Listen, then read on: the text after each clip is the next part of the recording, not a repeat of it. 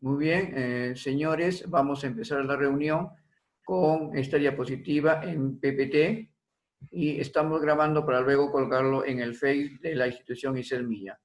El primer módulo del currículo nacional, tenemos para ustedes la diapositiva que lo voy a compartir y que espero que presten mucha atención porque de esto va a depender la evaluación que el día domingo se le va a alcanzar en un material que les voy a decir posteriormente. Muy bien. Una breve introducción, un cordial saludo de parte de su amigo, el profesor Carlos Venegas Montoya, doctor en educación, y para ustedes, a nombre de Iselmilla, en nombre del gerente general Luis Lezama Alvarado. Pues bien, ustedes saben lo importante que es la planificación. Hoy más que nunca, planificar significa que nosotros debemos prever, organizar, reflexionar y determinar cuál es el propósito del aprendizaje que quiero brindar a mis estudiantes. Dado a que ellos desarrollan competencias y enfoques transversales y que se va a lograr el perfil de egreso de las diferentes áreas curriculares.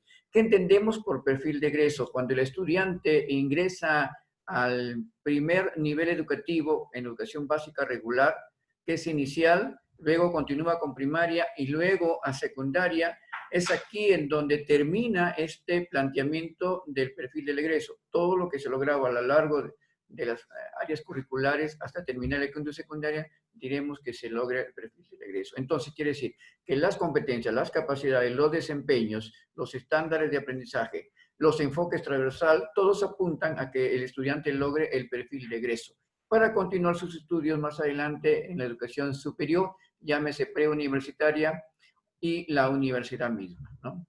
Es importante también considerar a esto las actitudes que tienen los estudiantes.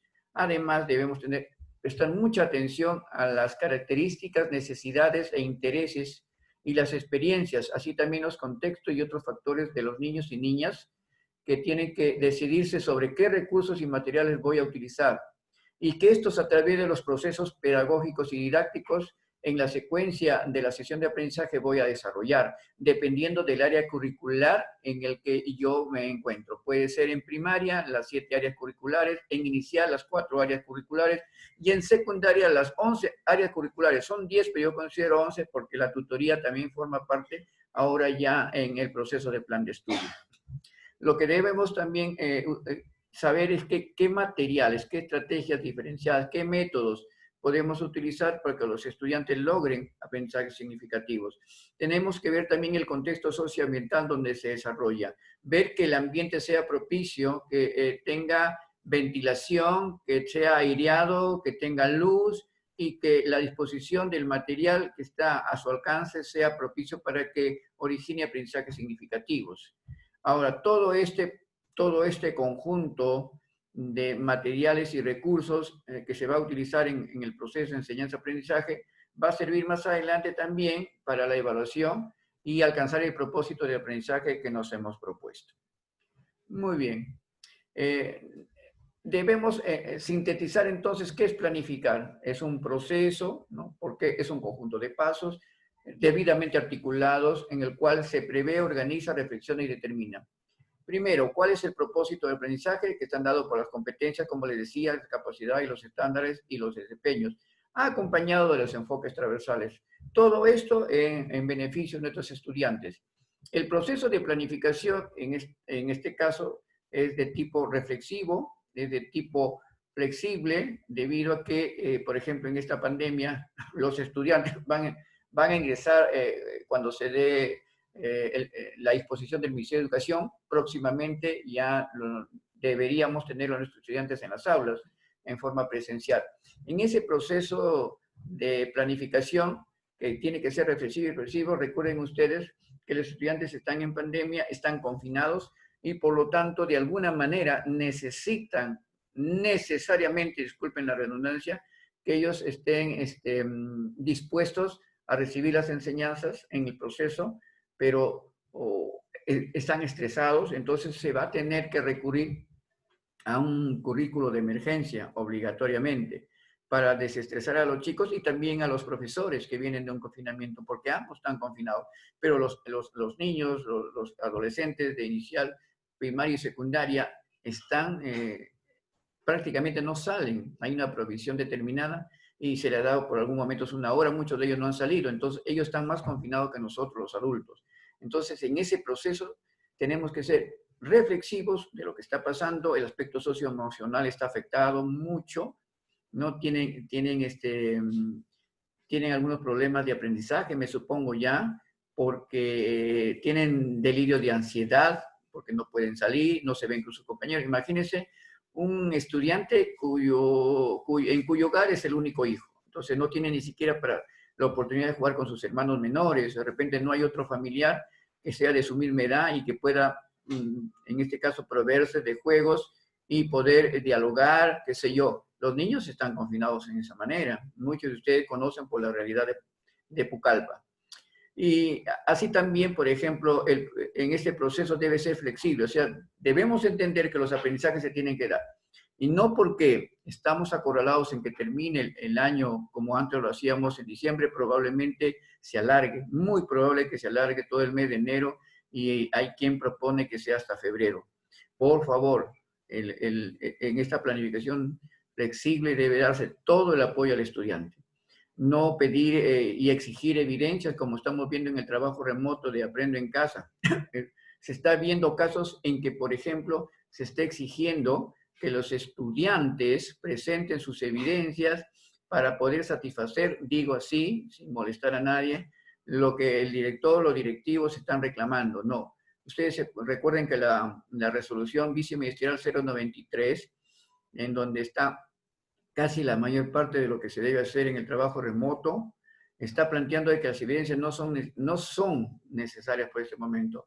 Se van a hacer a través de un portafolio que seguro ustedes les están encaminando a que sus evidencias sean almacenadas en esta y que prontamente cuando regresen a las aulas van a tener que ser de alguna manera presentadas. Ese es el momento, pero no exijáis ahorita por el momento que estamos viviendo. Y está totalmente centrado, debe estar centrado en los aprendizajes, por supuesto. Ahora, ¿qué se necesita para planificar por competencia? Recuerden que nosotros estamos trabajando un enfoque por competencia. Primero, ¿cuál es la relación entre competencia, enfoque transversal y el perfil del egreso?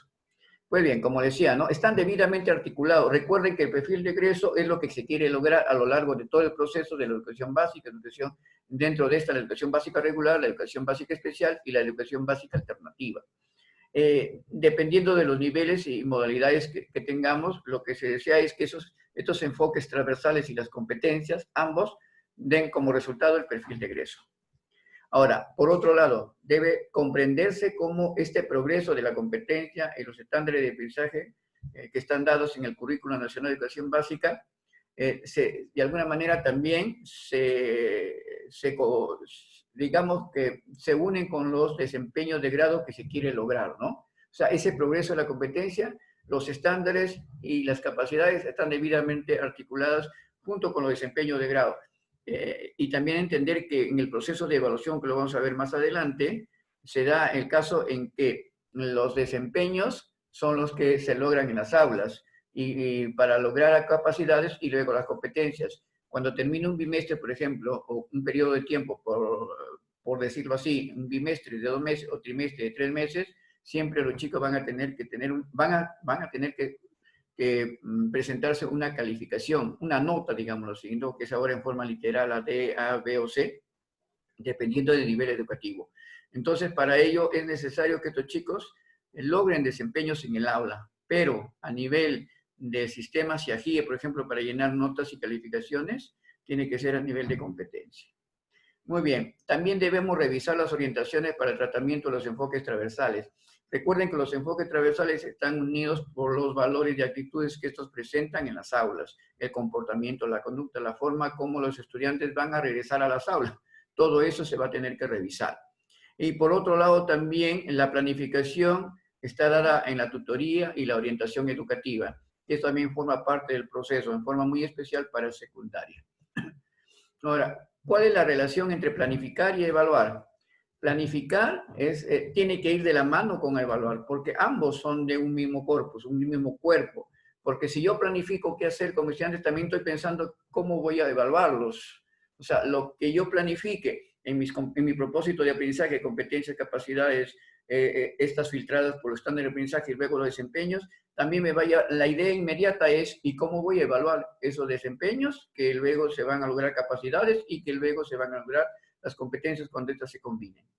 Entonces, la relación es que están estrechamente relacionados, se desarrollan de manera intrínseca, interna en el proceso de aprendizaje, en su estructura mental de los estudiantes. Esto se puede apreciar, por ejemplo, aquí hay un señor ejemplo, cuando los estudiantes se involucran en los avances y dificultades del proceso, cuando el profesor monitorea en el momento, cuando luego de los problemas que hay en algún momento de la sesión de aprendizaje, el profesor realimenta o retroalimenta y reorienta el proceso para alcanzar el propósito que se ha planteado.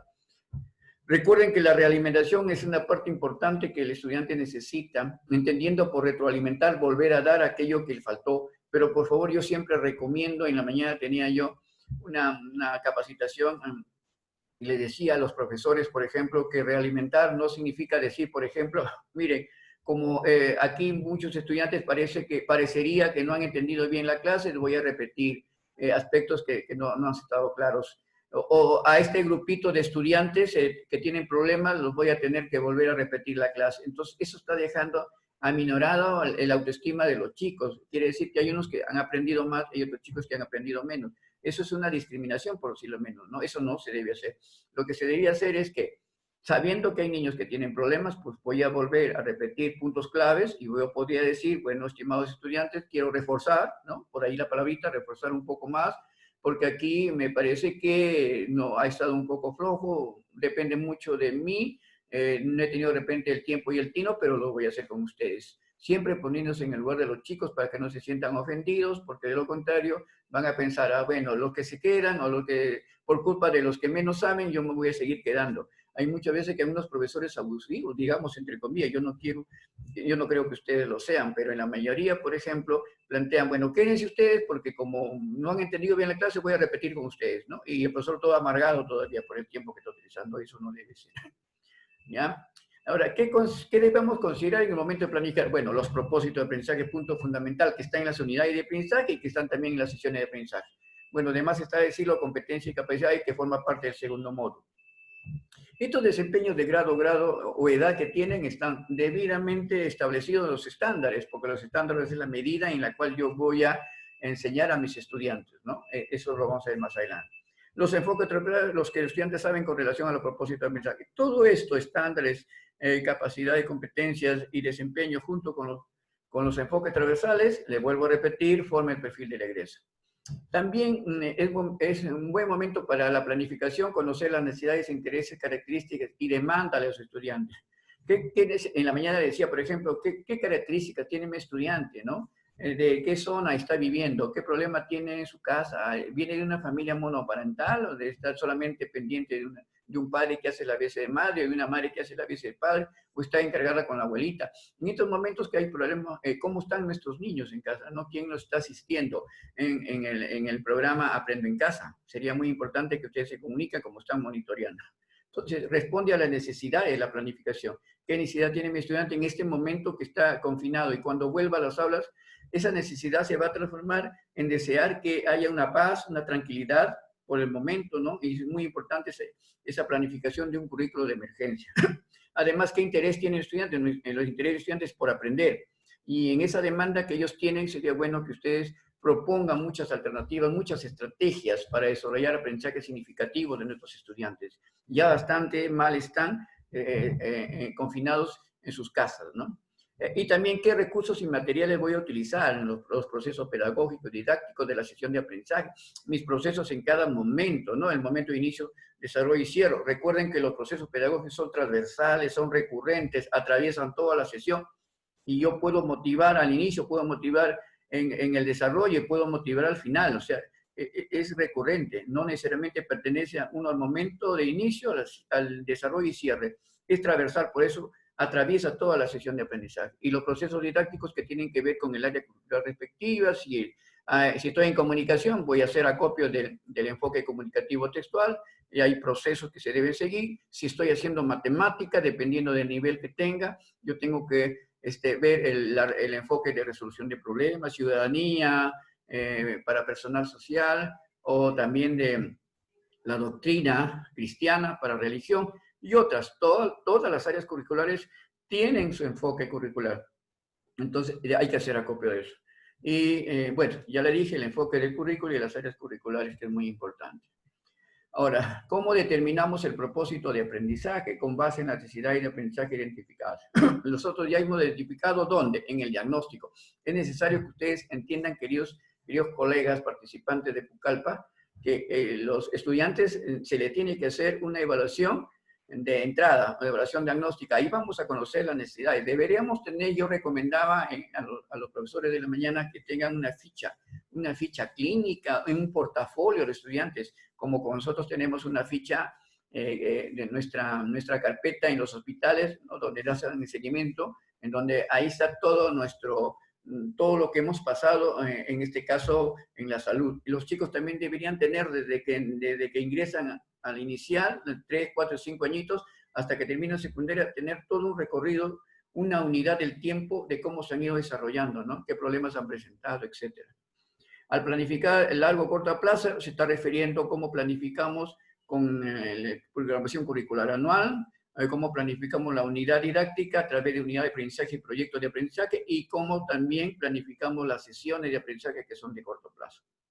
Tener en cuenta las competencias, los aprendizajes previos que tienen los niños y las niñas. Esto lo vamos a configurar más adelante, de repente en el segundo módulo, cuando hablamos de en este caso, cuando hablamos de los procesos pedagógicos, o cómo vamos a rescatar los saberes previos, ¿no? Lo vamos a ver más adelante, y es una orientación de aprendizaje también.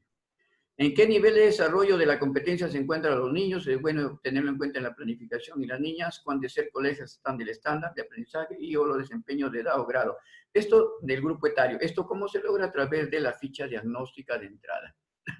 Ahora, ¿cómo organizar, diseñar situaciones estratégicas para crear condiciones pertinentes al propósito del aprendizaje?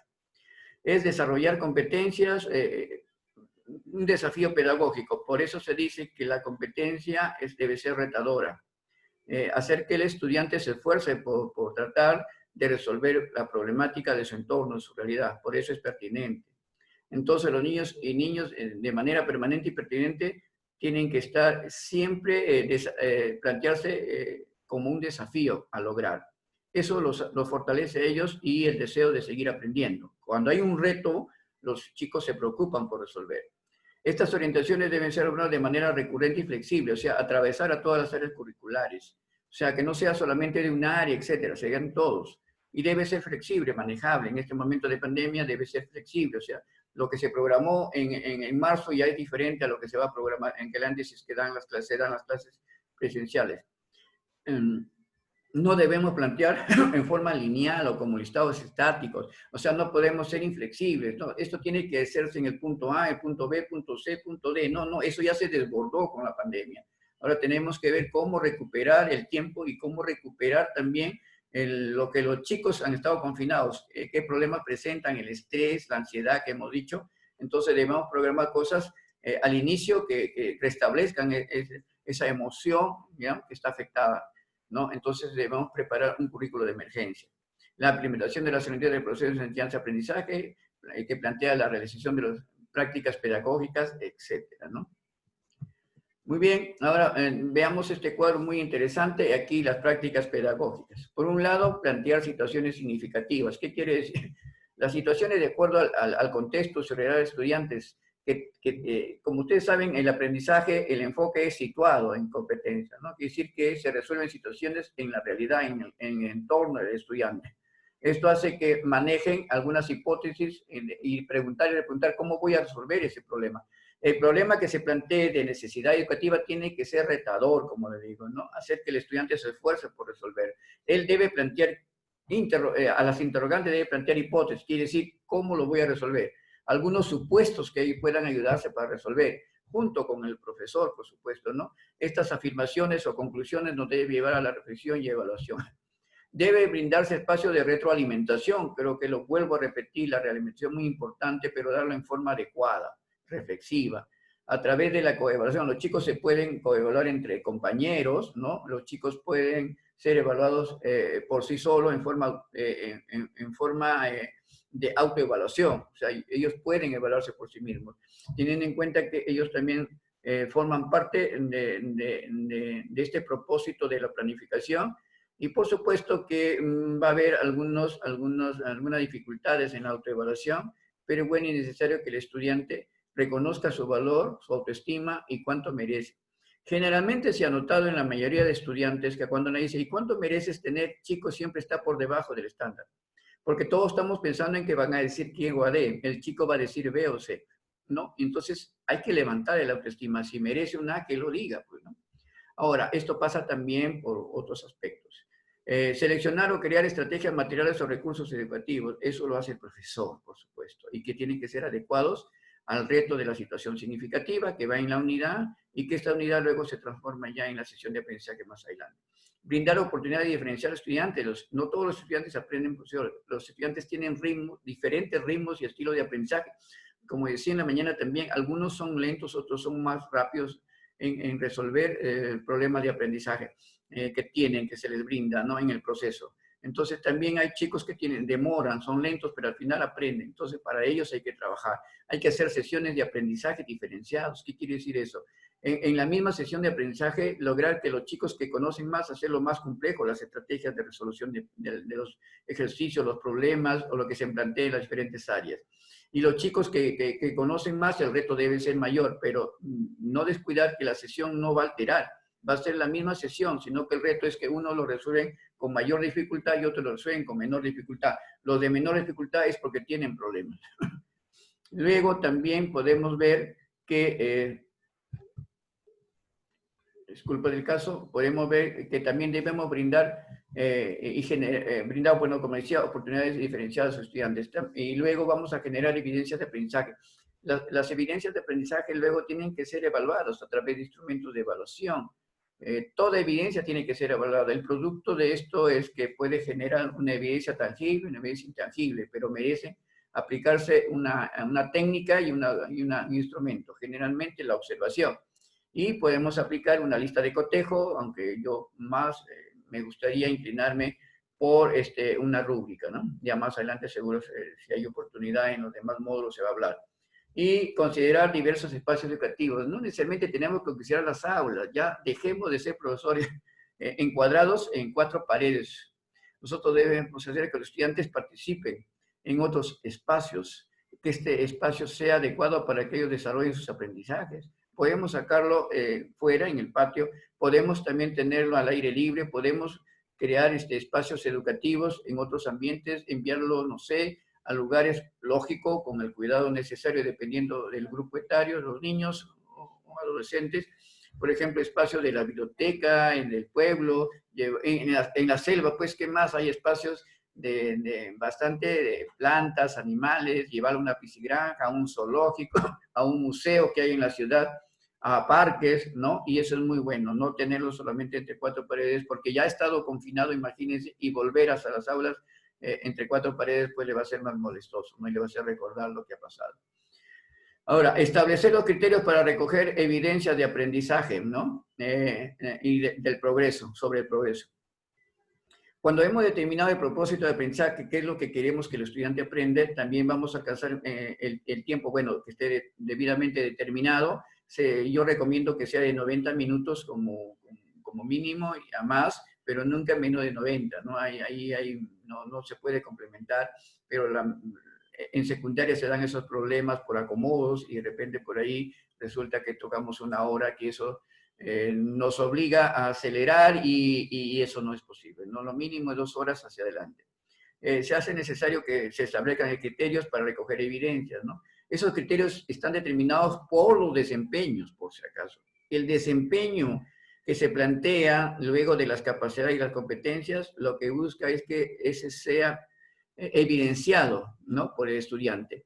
Esa evidencia nace del desempeño.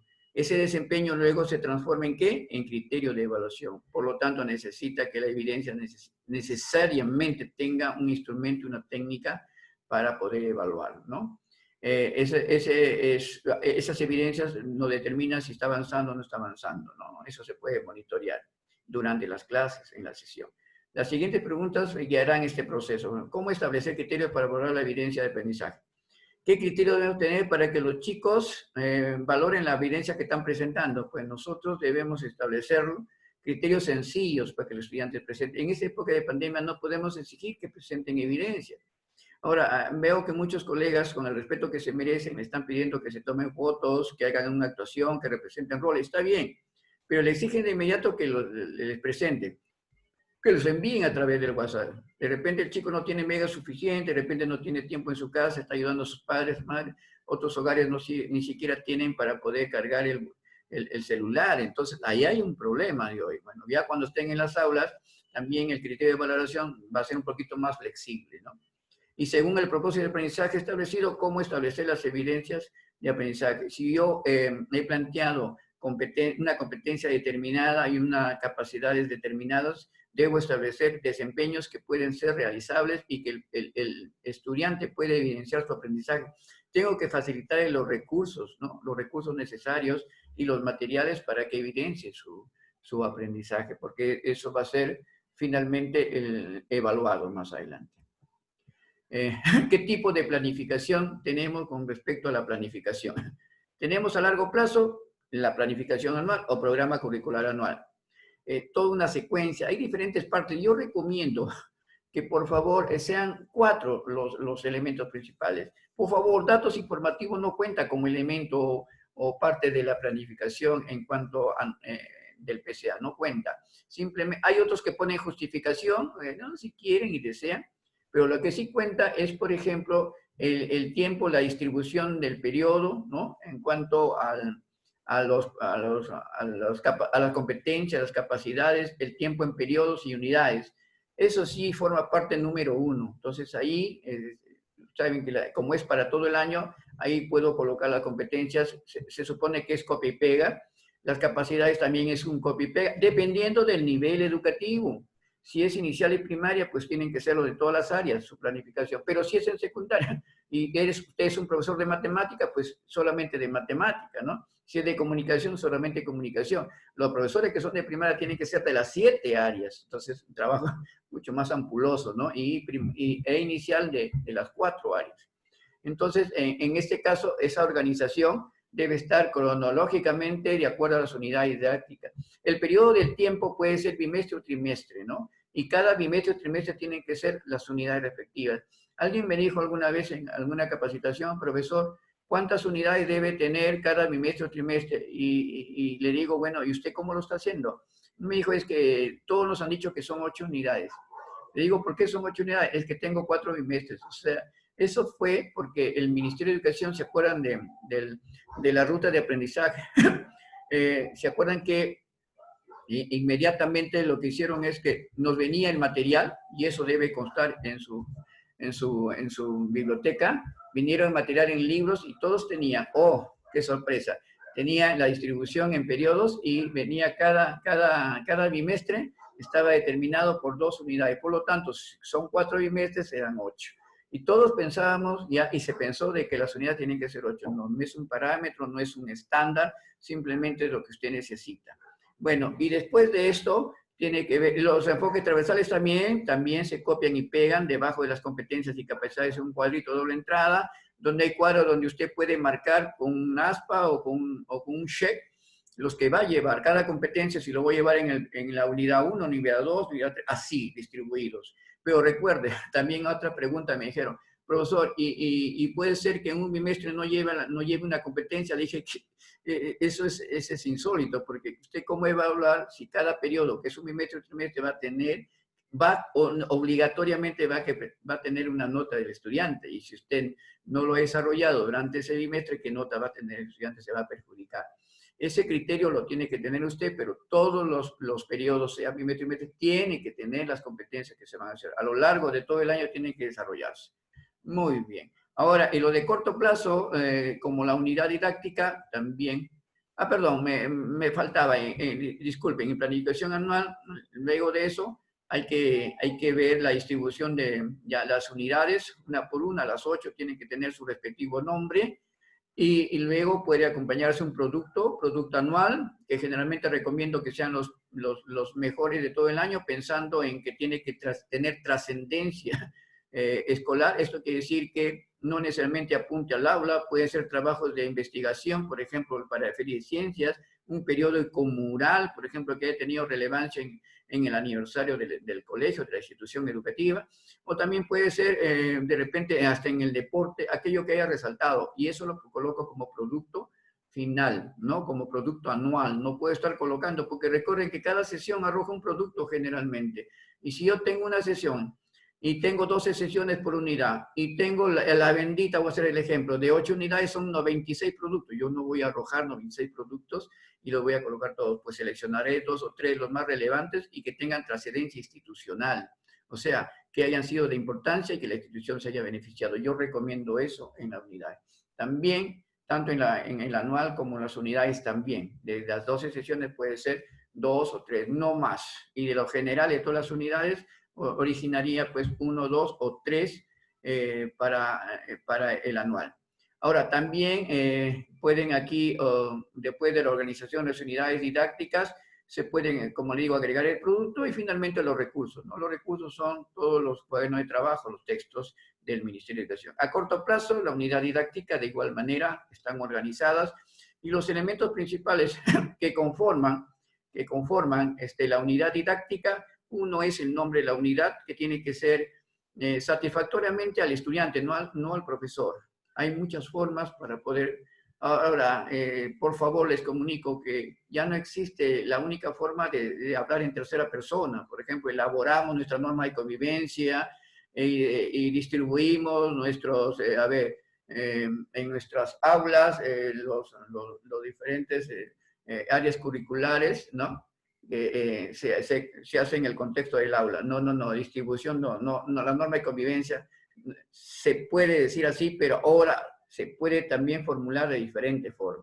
O sea, mi título puede ser, elaboramos nuestra norma de convivencia, muy bien, en tercera persona plural, pero también puedo colocarlo en un sentido de pregunta, ¿no? Está permitido el nombre de la unidad y la sesión también, por si acaso. Yo puedo colocar, por ejemplo, ¿necesitamos normas de convivencia?